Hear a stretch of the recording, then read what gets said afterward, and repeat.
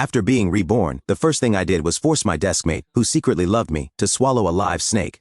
Then I swallowed an ordinary stone myself. Everyone thought I had gone crazy. They didn't know that in less than a minute, a global mutation would occur. And the last thing you ate before the mutation would determine the ability you awakened. In my previous life, before the mutation arrived, I had just eaten a lamb sandwich. After the mutation, the ability I awakened was growing wool. It sounded ridiculous. In cold weather, I could consume mental energy to produce wool to keep warm.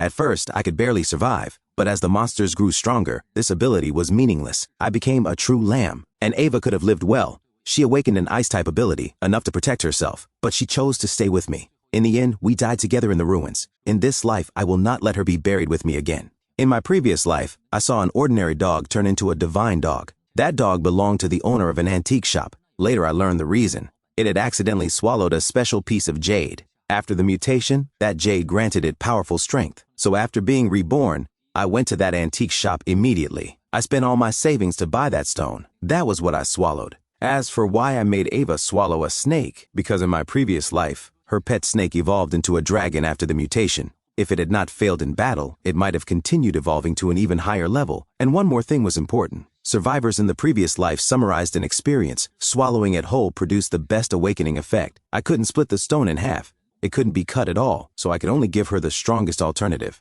That snake. In the classroom, everyone was watching us. Ava's face was pale. On one side was the pet she had raised for a long time. On the other side was me, whom she deeply loved. She asked me, "Are you sure?"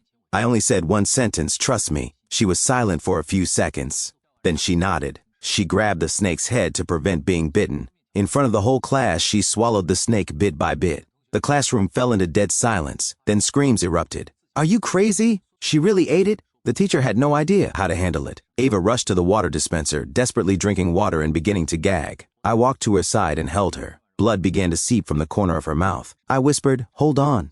It's about to begin." At that moment, a tall boy in the class rushed over. Gavin, who had always pursued Ava. He roared and swung his fist at me. "You actually forced her to eat a snake?" I didn't dodge. I just looked at the time and began to count down. 10 o'clock sharp. A blinding light erupted outside the window. Everyone turned to look.